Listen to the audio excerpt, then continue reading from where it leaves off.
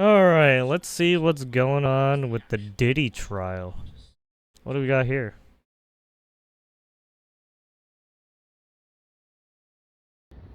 Day 13 of the Diddy trial, and if you are the state, you're probably very pleased with the way things have been unfolding so far today. I am Joe Neerman, aka Good Logic. I'm a New York litigator who has practiced in this very courthouse. I am attending the Diddy trial every day, so I can come to you and break down with a legal analysis as to what the vibe is in the courtroom, how the different strategies of the defense and the state are proceeding, and give you a feel as to what's going on inside a trial that few people in the world will ever bear witness to.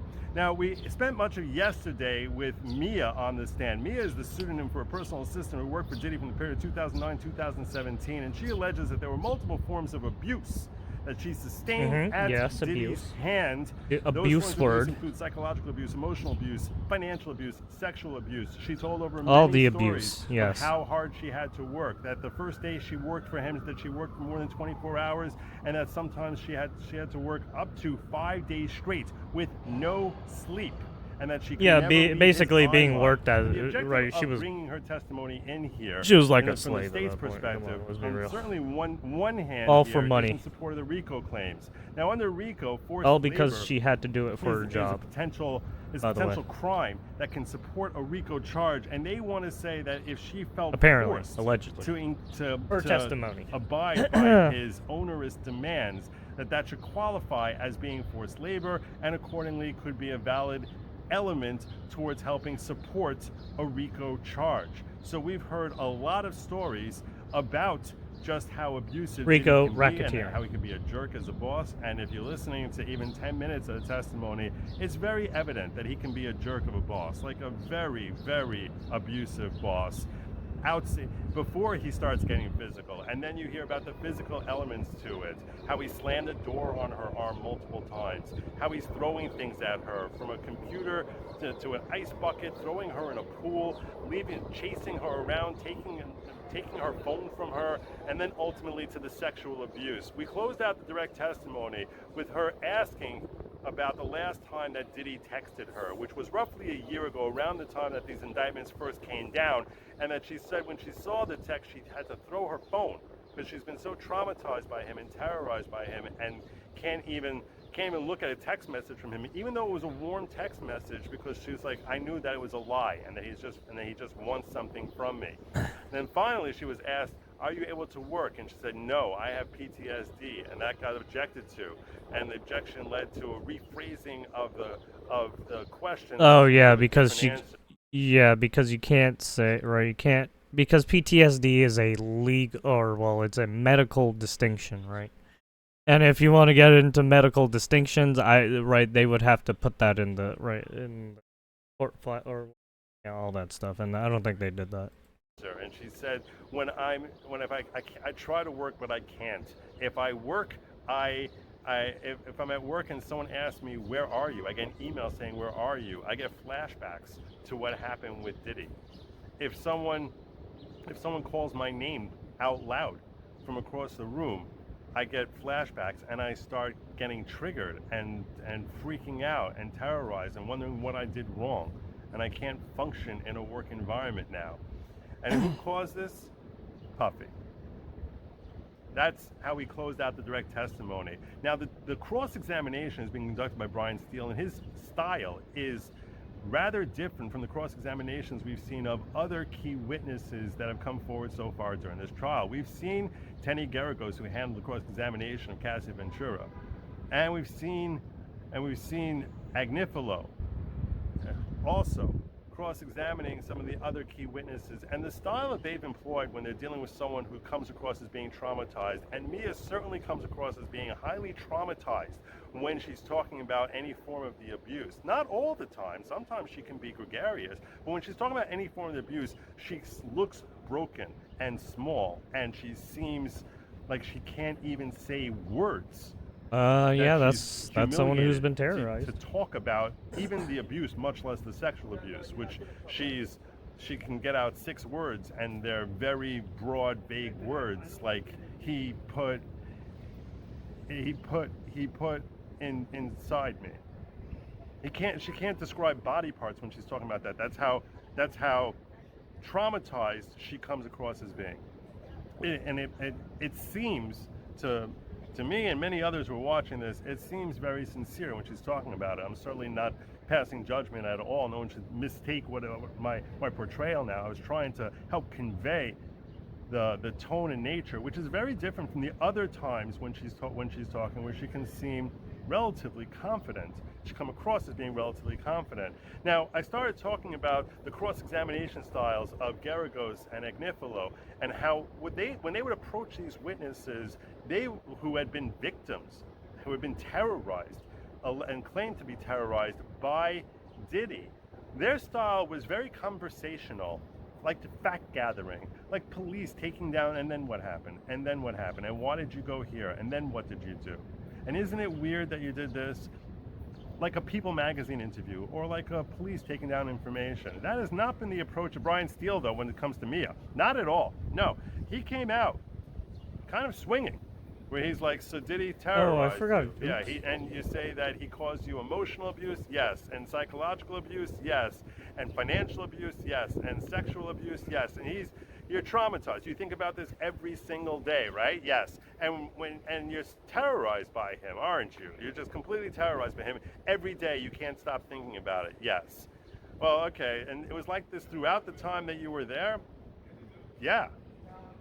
Yeah, well, here it is. Here you are 4 years into your employment, and you're writing posts about how you love him, about how he's your close friend forever, and you close it out, and he would have her read off these text messages designed, and he's like, and so let's read this post. You have a picture of you and the man who terrorized you, and what's her response? Her response has been, frankly, excellent from the perspective of the state. She seems very confident to read these posts, which she posted on her personal Instagram, and not at all uncomfortable, embarrassed about it, shy about it, or regretful about what she posted. And he's like, so here he is. He's like, can you read this off? And she's like, you're the king, you're the legend. It's such an honor to be working with you. Every day is a thrill. Love you. And she reads it in that tone, the way people who would be reading the Instagram message would likely read it. And he's like, so that's the man who you're traumatized by. She's like, yes, that's right. And then I see. So they're trying to say she contradicts herself. You only write about, you're trying to present a life that's not true. Yeah. That's better than your actual. Yeah, you're basically. It seems like you're lying. Use Instagram. Right. And plus, on I know these, I'm being right, especially when you show the Instagram posts and stuff. See it. I want everyone to think that I'm having a great life. And yeah, every post here, I'm praising him, and that's how they all read. I also know he's going to see it, and I certainly don't want him upset with me. All of this rings true to those of us those people I discussed it with. It just comes across as, yeah, that's what people do on Instagram. You're not really making any sort of, you're just because she's writing stuff on Instagram. Yeah, she's just making statements. If anyone thinks that that's a genuine reflection of life, well, that just shows their naivete and their lack of. I mean, their lack of internet 101. Yeah, it's basically like the internet. Those posters that post great thinkers, right? Posts, and they just post quotes and stuff, and it's kind of like that stuff. She's just posting quotes and it's so in that sense, I feel that so far she's been holding up exceptionally well. Whether there's any meaning behind them, right, you would have to ask her yourself, who would sort of be dancing around as to how do I get to information that I want to get without potentially crushing this witness, or looking like I'm bullying this witness who the jury likely thinks is a victim already. His approach with this witness, who on the direct seemed the most vulnerable of all, his approach of Brian Steele is more direct than anything we've seen from the defense, and frankly, she's handling it without any sort of hesitation or uncomfortability, and presenting herself very well and very, very logically that this is what people do. And she was asked, how do you handle if you're traumatized by this? Do you think about this every day? Well, yeah, you can't get it out of your mind. Well, when you're there, you don't seem to be thinking about it every day. You're posting this to your own personal Instagram. She's like, you can't. She goes, you never forget it, but you can't think about it, otherwise you get punished. And that was another way of her flipping the question into actually helping support the point that the state wants the jury to take away, which is you have to put up a front. That's part of the compulsory element of working for Diddy. All in all, so far, I would tell you that she seems to be very well prepped by the state. Very well prepped. She said that she met with him, Brian Steele alleges, 25 times, and they seem to have her very well prepped for how to handle and present herself as someone who is working past these issues. Interesting. Now. In fact, when she was asked, how do you cope with this on a day-by-day basis if it's so terrorizing that you can't function? So she's like, you try to put it out of your mind. Ask my therapist. I don't know. I'm not an expert on psychologically how people handle these things. I'll just tell you that you try to put it out of your mind. You try to move along.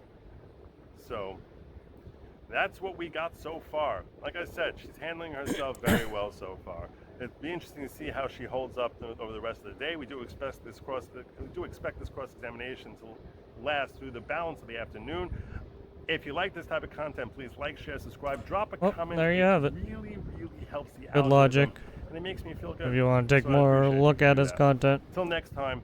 I think he's going to be going to the trial every day.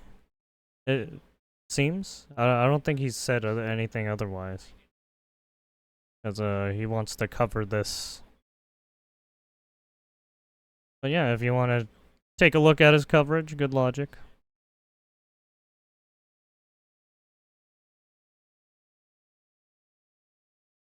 And then we got even Ab and Preach are talking about it too. They finally talking about it apparently. Some of y'all might be wondering where Preach is. It's just me and you. That's just Cassie reference, of course. God, Baby, Jesus. tell me if you like. All right. No, Now, for those of you not please familiar with stop. this channel, we do like to crack jokes. So if you're looking for a 100% complete, serious analyzing of this case, this is not the place. All right. Obviously, there's a lot of heavy topics, but there's a lot of fucking funny shit. All right? Yeah, there's a lot Diddy of was funny chasing shit, his but bitch, crazy and shit. he's like, yo, too. where Cassie at? And he was running through his assistant's apartment. And at one point, he's like, yo, check the oven. And I'm like, that's Shit. crazy. Check Really, I'm just saying, there's a lot of craziness. So, with that in mind, I want to be able to crack some jokes here and there, definitely laugh about it, but also give you a breakdown. Of That's his. everything that happened this week, Diddy 'cause likes this to is put serious out a topic. lot of But at the fucking end of the day, co. we want to be serious for 25 minutes, not me. But if it's you, you should click off now. With that in mind, I'm here for the let jokes. me grab my baby oil. That's So, Jesus. in order to get in the mood, you know what I'm saying? Make sure I'm properly zesty. I want to get in the mind of a predator. So this is how she had to be at old times for Diddy Yeah. when they was about to freak off. Make sure she all Goddamn. shiny, ready to blast off. You dig? Lather it all up. Jesus. And for those of you wondering, oh, Abba, you just like getting crazy when Preacher's not there. You wrong. The first time Preach saw me oiled up was on camera. Matter of fact, editor, roll the clip. This is how you like Cassie. What the fuck is going on? You wanna help me? Let me make sure I get my nipple. Baby, tell me if you like it. Hey, that's my #1 artist, Cassie. Yeah, that's her #1 song. Where is she? Where's her other music? Like, don't worry God about it, bro. damn it. She's busy right now. Getting all dolled up and shining for me. Yeah, get up in that hotel, bitch. Also, you wonder where Preach is? Hey, listen, he's out there just doing Fucked gay up. shit with his wife, taking vacation This and is shit. wrong. He left me here to work by myself. Yeah, he don't like being around straight niggas too much, so he left me all by my lonesome. I miss you, Preach. Don't fucking touch me with the last I'll one. touch you with my. I called Preach earlier. Yeah. I was just like, I'll be missing you. He didn't reply, but that just means he really missed me. Because you know us, bad boys for life. Jesus First, let's go over Christ. what Diddy's facing. Diddy's facing 5 different counts, 3 different charges. 1 for racketeering, 2 counts for trafficking, and 2 counts for violating the Mann Act, which is the prostitution across state ground, which is illegal. All right. So for all you dirty Yes. dick toms out there who like to bring prostitutes over state lines, banging. Yeah, never. There's a reason why you cannot do a lot of interstate commerce stuff like that. And pay him, yeah, you committing a crime. Oh, you Yeah. didn't know that? Yeah, when she getting flued out, don't discuss no finances. You might go to jail, stupid. I'm just telling you, yeah, you don't want to be up here with me and Diddy. Because we gonna have that butt oiled up. Yeah. It ain't gay either. That's just us making sure you shiny before it's showtime. Stop fucking being a trick, stupid. So RICO, which is the racketeering that he's facing, essentially how that functions is that it means that you run a criminal enterprise or you are part of a criminal enterprise. Yes. That could be a business, that Operating, could be a gang, that could be a yeah. lot of different things. Well, Business, Abba, how gang. do we find Diddy guilty of You have some, being a really right, bad boy? it It's would be easy. you would There's have some 6 leader predicate who's acts. Now, a predicate organizing, act is essentially a charge whatever, how many that you have to be companies they found have guilty of for to this do, thing right, to be certain actions possible. for them or Meaning, whatever. it's like That how involves would I explain criminal this? activity. Me being my mom's child is predicated on the fact Or, that well, either at A, least she adopted having me, people B, she do birthed me. certain One of the two work options, for you. right? So with that, that in and mind, then turns them okay? into a criminal as well. For because Diddy they to be are an found guilty of accomplice. racketeering, there's 6 different charges. He only needs to be found of 2 potential ones. The 6 options are kidnapping, arson, bribery, trafficking, Yep. prostitution, and I believe drugs distribution of some sorts. Okay, so this is the 6 potential X. I'll put a little, a graphic up there just to clarify, but I'm going off the top of the dome. So we've heard a lot of testimony today. We've heard from Cassie, her family, many staff members. This Look, week, I'm no legal was the worst expert, week but for the well, Diddy you need to master, be all right? fucking Puffy Nipple careful. with Combs this. is stressing this week, and I'll was tell no you why. joke. First off, we had Capricorn Clark testify. She was one of Diddy's assistants, and she testified to a lot of things the other assistants testified to, which is he was incredibly controlling, incredibly violent. But the most poignant part, which I think everyone needs to hear, is that she corroborated Cudi's story. You don't remember Kid Cudi alleged that Diddy came to his house, broke in, moved stuff around, essentially trying to intimidate him because he was dating Cassie, and then shortly afterwards, somebody cut into the top of his Porsche and threw a Molotov cocktail that set his car on fire. He blames Diddy for this, but a lot of people said there's no proof. How do we know that Diddy was ever at his house? Yeah, There's I mean, no one who exactly. saw him. Well, that's wrong. There's multiple people who saw him, and they testified this week. So let's start with Capricorn Correct. Clark, who's his sister. There's One people that morning, testified apparently that Diddy just showed up at Puffy her did house, go which to he'd the never house. done before. She looked through the peephole. He had a gun. But there's And here's a still, little fun right, fact. there He isn't also wore a like pair of pants that substantial was evidence ripped that points right down the Diddy middle to being and showed right his trousers. the culprit. Ooh, he a freaky boy. I like that. Take that. So she opens the door, and he said, yo, where Or the the fuck is perpetrator. Cassie? Hey, we gonna kill this nigga right now. His words. She was terrified. She didn't want to. And he said, bitch, I don't care what you want. Get fucking dressed. So he forced her to get in the car. As they drive off with the security guard and Capricorn in tow, she's terrified. She think Diddy about to kill this man. So she called them, thus corroborating the call that Kid Cudi said he and Cassie received when Diddy was on the way to his place. Cudi starts freaking out. Capricorn says, stay away. I think he might kill him. What ends up happening? Diddy arrives at Kid Cudi's house. Him and the security guard, according to Cassie, go into Cudi's house. They start moving shit around, and that's where Cudi's testimony about the dog being locked in the bathroom, presents being opened, someone clearly going through his house becomes much more credible because his own staff saw Diddy go in. What she testified to next is really interesting because apparently Cudi drove past the house speeding, and then Diddy loses his mind. He said, yo, chase that nigga, we gonna kill him. So they speed off and start chasing him as police are also pulling into Kid Cudi's house. This is where shit gets crazy, right? They speed off and chase him, and then eventually they tail off because they're saying it's too crazy right now. The security tails off. Why is this important? One, it places Diddy at the scene of the break-in, puts a witness who says they saw Diddy go in, and corroborates everything that Cudi said. We'll come back to this a little bit afterwards. But more from Capricorn Clark. Clark, Combs, and his security guard went to a nearby nightclub after the Cudi incident. She said Combs directed Clark to call Cassie Ventura and tell her that he has me, and he's not going to let me go until I come get her. Kidnapping. Remember that RICO charge that we were telling you about?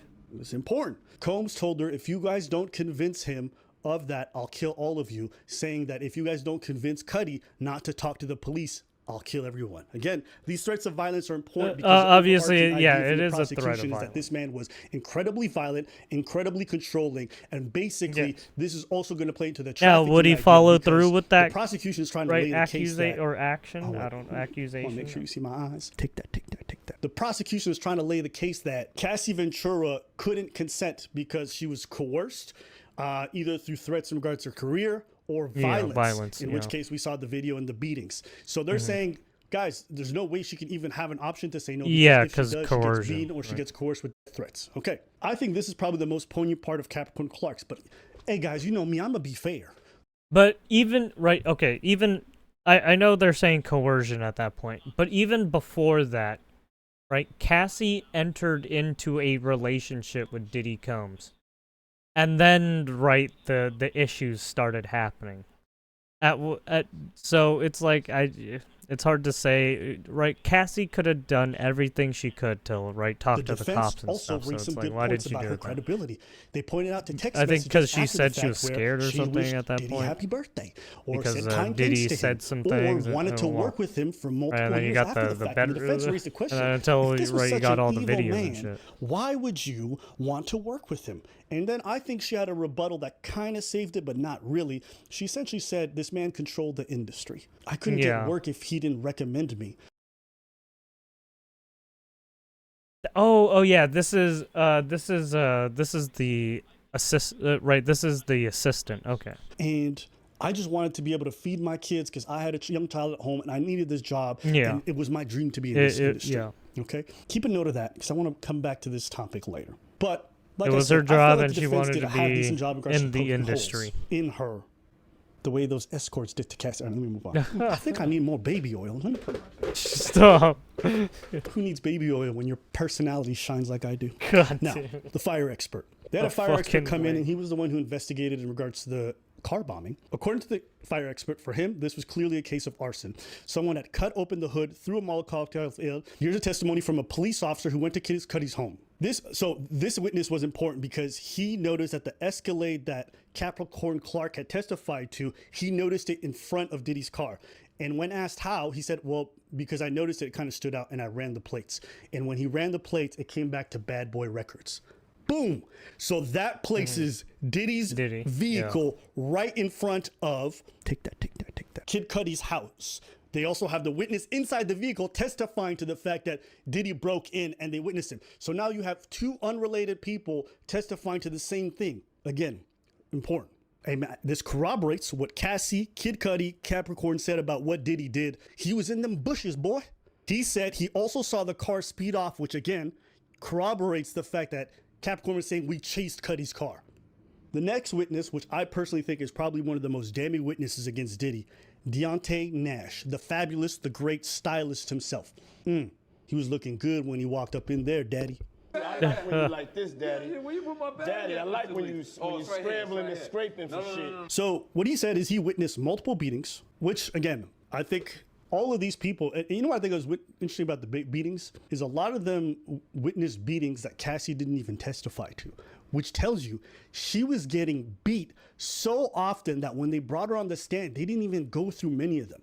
But this one in particular is important because he said he witnessed Diddy threaten her career by telling her if she didn't do what he said, her music also wouldn't the come fact out, that he would she was contact her probably parents and make sure they drugged lost up their during jobs. He would those send the times videos too. of the freak-offs Right? of Would her she to everyone. remember? He and stuff? witnessed Diddy make those threats. So what Right, is it's this hard to important say. for? Because Right, it she goes was to the at that point. She idea was of already like coercion, right? traumatized Not and just shit. the threats of violence or taking her life, but also he witnessed the violence itself. But he also witnessed the coercion aspect, which is like I control your life.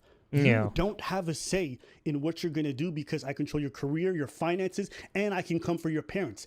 Now, when people say, oh, well, she consented to everything, the prosecution's going to, I think, successfully argue that you can't consent when someone has you this can't much control consent over you, who's and already they're making coerced you constant into threats. trying the to stylist, right, after do she was threatened with release essentially of fucking tapes, kill the you, stylist right? asked Cassie why she wouldn't let them just come out. It would expose Diddy as well since he's on the tape. And she says, no, he's always behind the camera so they would only see me. He also corroborated Cassie that numerous times she told him that she didn't want to go to the free cost, but if she didn't, he would get mad. One time when he beat her, they wouldn't take her to the hospital. They wanted to take this also... Yeah, not only this, but it also... Because she tried to... she was also in another relationship when she left Diddy at one point. Right? So because she has... Right, she's pregnant now with her new... Right, fiance. And I'm pretty sure that fiance knew what the fuck was happening during that time. So to the it's like, hospital. ooh. But he forced her to go to a surgeon who would clean it up and make sure everything was kept hush-hush. The testimony was incredibly poignant from all the people who had attended. A lot of the court reporters were saying this guy, you could tell the jury was really paying attention. Everything felt incredibly believable. One of the notable lines during his testimony, apparently during one of the beatings, Deontay Nash was actually one of the first people who tried to defend Cassie. So as Diddy was beating her, even though the man is small, he jumped on Diddy's back and then Diddy just spinned him the fuck off. And then he hit another assistant and went back to beating Cassie. And during that beating, he's whomping on her, and then he looks at the others. He goes, "Look what you made me do." He looked at the gay guy and the female assistant. He goes, "That's why you bitches ain't got no man." Which, I'm not gonna lie, that's a crazy thing to say in the middle of a beating. But now we go to another damning witness, and she's victim number 2, right? Because you remember there's 4 alleged victims in this, maybe 3.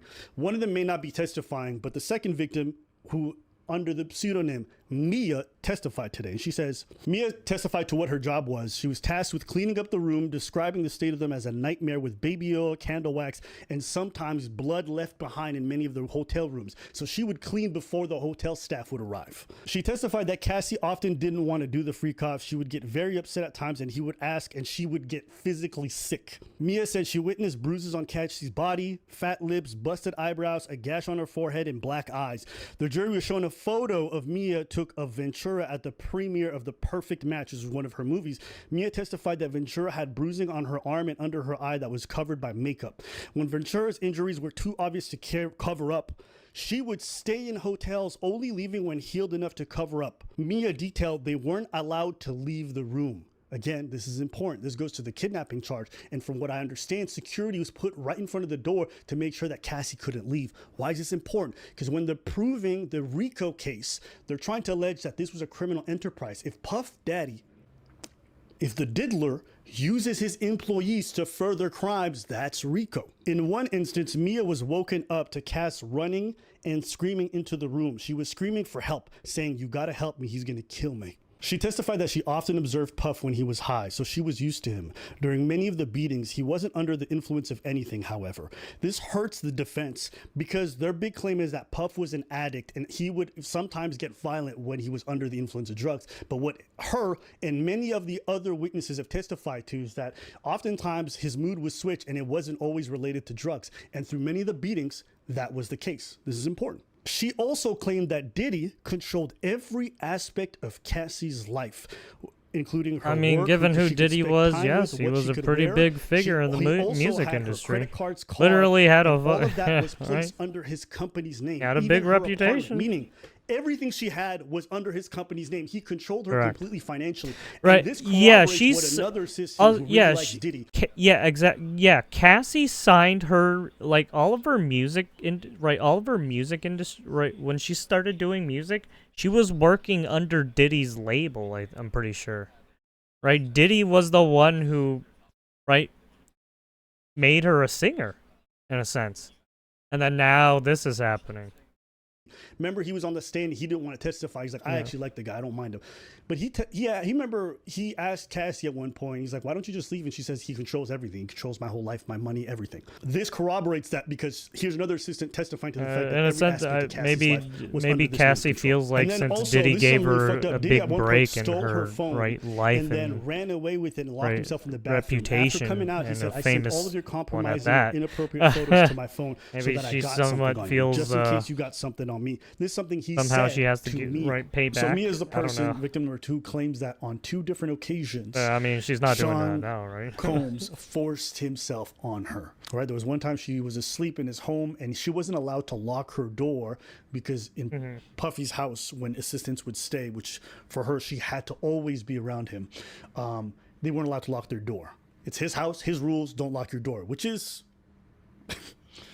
crazy. Essentially, one night she woke up and Puff was on top of her, basically undoing his pants, and then forced himself out of her.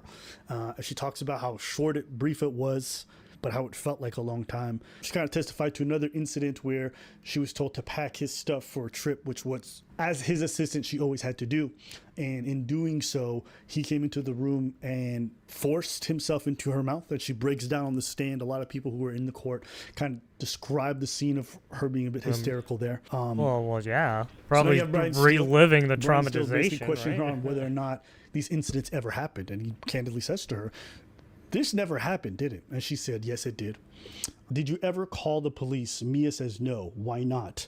"I believe Puff's authority was above the police." This was before the social media and #MeToo era. There were no examples of people standing up. I thought it was under confidentiality deal with Puff's business. And I think this is, Basically, like, she's really saying important, 'cause when that people ask, why didn't they leave? Why corrupt didn't they do cops, this? in a Before sense, or the corruption. Weinstein case and a lot of the stuff that followed afterwards, a lot of people were all powerful when it came to the industry.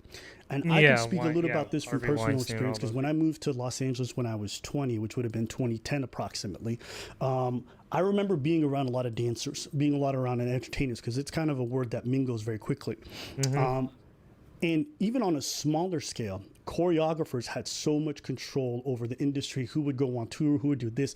And it wasn't until 10 years later that many of the predators that people spoke about in that industry were outed. But at that time, they were so insulated. They would go after kids. They would go after adults. They would promise them gigs and all this different kind of work, or they would force themselves on people. And they said, "Listen, bitch, no one's going to believe There you. were Even if you do cases tell of, anyone, I'll make sure that you never work." They would. And I'll say this too. There Mia, like was many other people who right worked for sting Diddy, a lot of these operations people are on very kids, drawn by the allure where of they the tried to get entertainment some of industry. They these really kids wanna to make it. And go there's a into sense of these desperation roles, that I think for the average but person, you then guys can't right, understand. they But weren't for people actually who are, like, roles. really interested Yeah, in the stardom they were just a world, fake there's a front lot they're to sacrificing try to in basically human tolerating in terms traffic of beatings, or some shit. rape, all these different things. Yeah. And that's a part of the psyche. You're trying to balance many things. You're trying to balance your dreams, your aspirations. You're trying to balance how much harm They you're would receiving. basically try But to set another up layer the of this is that parents. Diddy wasn't always consistently right, try to bad. bring That's the what everyone kids over testified. He's like, or when he was good, he was amazing. But when he was bad, he was horrible. And when you have these roller coasters of emotions, it's very easy Why do you to think so engage many in kids get cognitive fucking dissonance. It's abducted very and shit? So easy many, to right? let go of the fact that on Why one there's so many hand, missing he's people's this, cases? on the Yeah. other, hey bitch, give me my right. There's two sides. It just takes me to take off the wig for you to it see has to do how with this real I kind of can shit. get. And this baby oil, I'm gonna put it on you. Take that, take that, take that. That should be a song. Got to. That should be a song. Wait, oh shit. I'm about to get back into business, baby.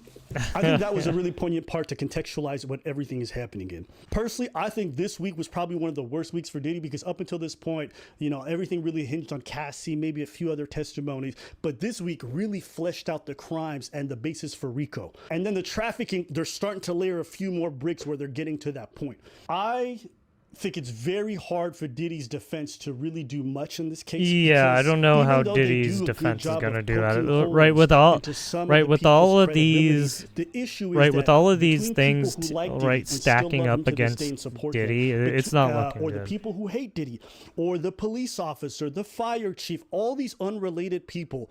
Everyone is testifying very consistently to who Diddy is and what he was doing. And that makes all these little holes of credibility become kind of irrelevant, because, like, Yeah, if three it doesn't different seem people who like have there's no any connection to each other all holes, saying the right? same thing about Everyone's the man, saying the it's hard not exact, to believe that over, but why did you send a birthday message? Why did you say you loved him? Why did you want to work? Like, these things don't hold the same weight, you know? And I think as a result, from where we stand today, I'm very confident they're going to get him, obviously, on the Mann Act violation, because, I mean, they have the escorts, they have Cassie, they have the financial transactions, they have the flight charts. That's going to happen.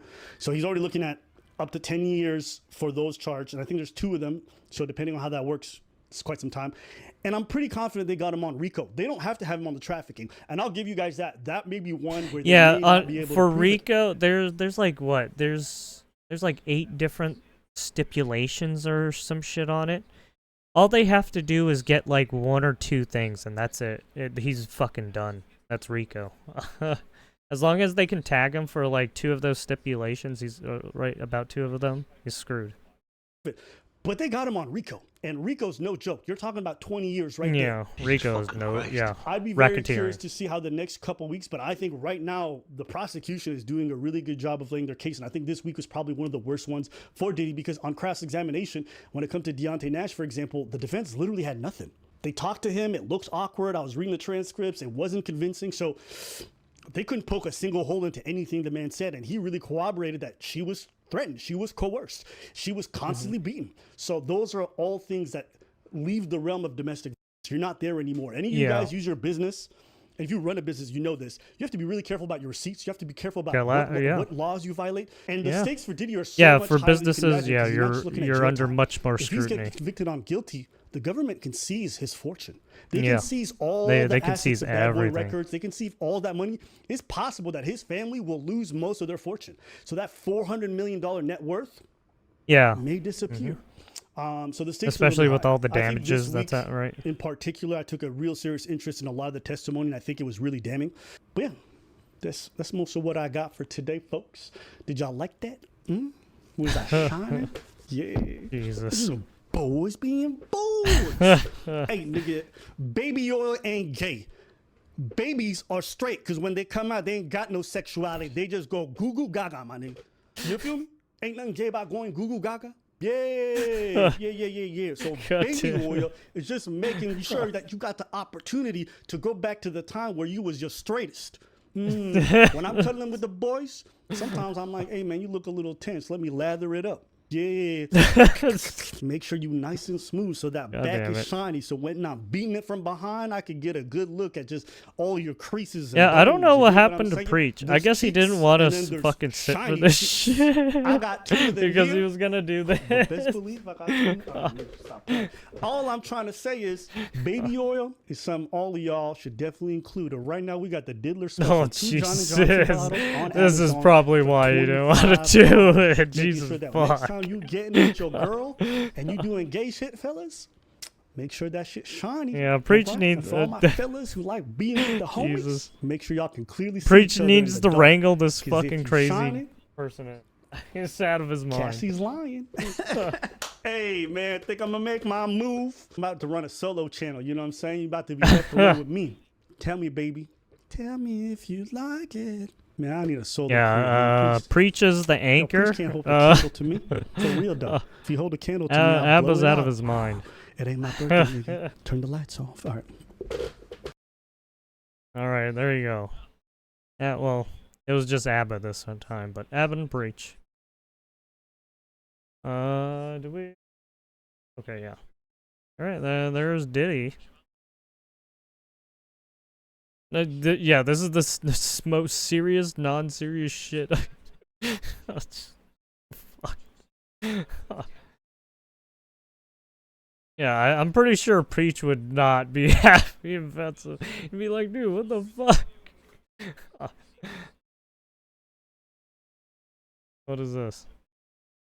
Oh, the I hate men algorithm. Oh, this is probably why, because they did this one together, and then he did this one.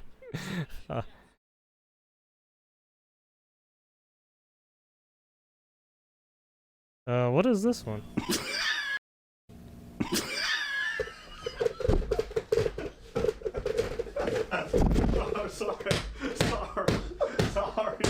sorry. I couldn't help myself.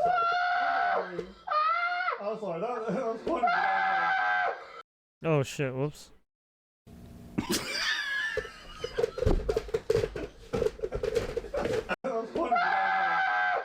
Yeah.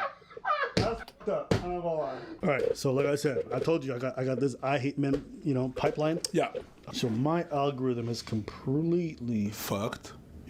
crazy. Yeah. I pop in one video. You and watch it's like one or two how videos, much and do now you wanna everything hate this is group? I I'm hate like, men not at all. They're videos. like, we Oh, don't care. nice. We don't care here. We're gonna put you in this room with everyone else who hates them. Say hi. Yeah. And now it's men. You're a man and you don't like when women say, oh my god, I hate men, watch this video. A woman says, I hate men. That means because she's largely had negative experiences with men. But it's not all men. I know, but it's a lot, and the sentiment underlying that is we don't know which men are safe. So if you become reactive, you start yelling at us about how it's not all men. I and guess some men are good. radioactive Show now. us. Show us. Don't get defensive. Just be there and listen to what we have to say, because trust me, you will be horrified by a lot of our experiences. If we find a man that we Show us? like, What do we you will mean, be show us? loyal What for do as you- long as we possibly can. There will be no one to even cheat with. We don't like most men. We stay away from them because we feel unsafe. This is a bit like the racism thing. I hate men because I feel unsafe with them. I'm I'm happy that she says that to me because I don't feel safe with them. Because I know that there's some unresolved issues that you had. I understand that you didn't heal from certain things, but then you're gonna take some things that I might do. Yeah, pretty much. You're biased, so you're gonna take certain things I'm gonna do in certain interactions. You're gonna be like, he did and he was menacing when that did not happen. So at least I know that you're like that, and I never deal with you. I never want to deal with you. I never want to be in the same room as you. As a matter of fact, when I was doing comedy in the era of the Me Too, and then some girls expressed that I don't feel safe when a girl was too much like that. I was like, I don't feel safe being alone with you in a green room, and I want you to get up and leave that person alone. Oh my God, it's not fair. I'm lonely. Yup. Well, at least I'm safe. Well, do you think it's fair that you're saying that when there's like a pretty good odds that like vast majority of women you'll meet will like have had times where men have put their hands on them or groped them or like, you know what I'm saying? So like it's a number that's incredibly high, 100%. And for their own safety they have to be wary to a certain degree. 100%. So is it even fair of you to compare that? Like even when you compared it earlier to the way that they're your thoughts. The way that, what are your thoughts? When someone's overtly prejudicial, please spill the beans. You're glad because you feel like it's the same thing, but it's not really. Because a lot of the people who are overly prejudicial based on race are just doing so out of ignorance and not necessarily personal experiences they've had with black people. Whereas women, they're speaking about experiences that men have put them through. I don't think those two things are analogous. Do you feel comfortable with me being next to you? Me personally? Yeah. Yes, because I still have my penis.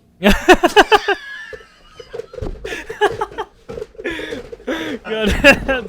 That's why. Sorry. That's why they did that at the beginning. I'm sorry. That was funny. Yeah. Oh fuck, dude! Dude, it's because there was actually an instance where for whatever reason, this couple, literally, the wife was like, "Yeah, you should do it." And the dude did it. I was like, what the fuck? Let's be honest. What the fuck? Because, like, I'm like this now, but nigga, I'll bless your heart if I need to. Yeah, nigga. If I'm in danger, I'm like a chameleon. I roll up on you, bro. Bless your heart with kindness. Bless your heart. Yeah. I might have had a sex change. But best believe I could turn the switch off. Yo, my guy, I just wanted to be able to say get the fuck out of here. Let me be able to say that. That's the funniest shit you said in a long time, my nigga. Thank you. I just kept picturing this whole time. I just kept picturing some white person coming up to me and be like, I hate all black people. And now somehow it's my job to make them understand that. No, there's some good black people. I didn't make it up. I swear to God. Some of us are decent. We're not all bad. No, it's just not my fucking job. I don't to spend fucking make this shit up, man. I've had some bad experiences. God bless you. I hope you do your healing. The idea that you can just go around to the world and project that to other people and they have to fight to prove to you that they're not like the other ones is crazy. Guys, we need to stop projecting whatever previous hurt that we have onto everyone afterwards. Holding that is going to hold yourself back and it's going to make everybody have to jump some extra hurdles for what? But yeah. Again, I gave the example of the white person with the black because it's not reasonable. You can never go up to a black person and be like, I've had some, and I could never go up to a white person and be like, fuck white people, and then expect them to work hard to make them prove to me that they're not like, I think one of the things that sucks the most, just as being a dude or whatever, remember we've talked about this before? How like when it comes to kids, there's already like a presupposition that men may be diddling these kids. And so you're already looked at as a bit of a predator. 100%. Personally, I love kids. When I spend time with my nieces and nephews, I love spending time with them. I enjoy myself or whatever it is. But I've been able to be screened by their parents, so I know everything's okay. But I hate the idea that people try to present me some random kids. I'm like, no, don't even. Because I already see like the heightened security that they have when I'm. So I'm like, you know what? It's fine. And I almost. Yeah, I actually had that happen to me with one of my nephews. I feel like the kid can sometimes pick up on it. And I think it's and just it was like it looked, barrier. And the person who did it to me looked like around my age too. I was like, dude, are you serious? And I guess I relate this to say, I don't want to have that exact same experience with women, but I already do that. When I'm walking down the street and I see a woman coming down towards me, I've crossed the street so many times you have no idea. Not because I planned on diddling her against my will. It's just because I already... You're against your will? I'm sorry. Baby oil! Baby oil. You already know. Baby ass. God damn. I got my bottles right here. As soon as I see a bitch, I'm like, pour it on you. Make sure you shiny, girl. Not because of that, right? Like, there's a lot of things that I've done as a dude to make myself seem smaller, just to make ladies more comfortable. And I hate every second of it. I get why it's there. It's just one of those things. Like, I'll be walking home sometimes, I'll leave the metro, and there'll be a woman ahead of me, and I've like written about this on stage. But it's just like there's this awkward tension where she's looking over her shoulder. I'm like, I just want to go home and masturbate. That's all I want to do. You're in my way, and you're fucking slow. So I will literally cross the you street, walk too slow, speed up, and then get back in the shit. And it just goes to like, this expectation, I understand why you have it, but you have to understand it's incredibly unfair. It is. Yeah. I mean, it is. And I don't think it's a healthy thing to come into the relation. And there's not even women I'm dating. So if a woman comes into this relationship with all this shit, it's just like, bro, I just think it's a lot.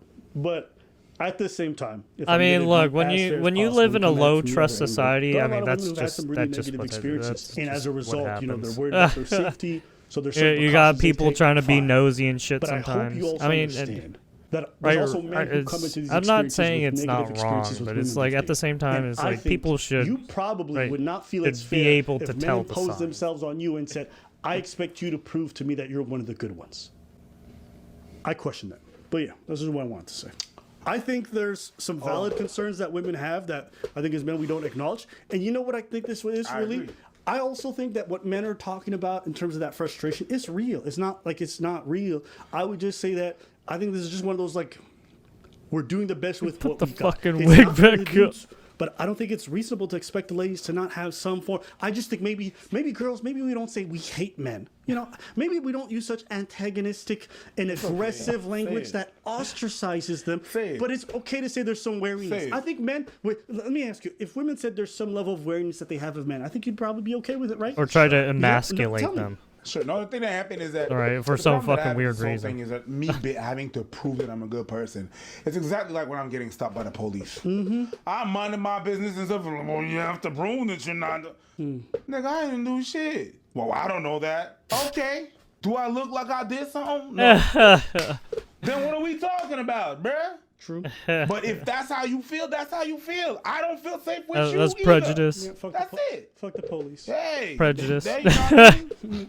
There's no Yes, song that just be says fuck the fire prejudiced. department. There's a reason for that. So, I might rock this blue, but I ain't with you. and it's fine. You know, the girls are gonna. And I only hear the girlies. Yeah, but okay, the same way that you feel unsafe with the police. Yeah, but I don't feel unsafe every time I see a cop.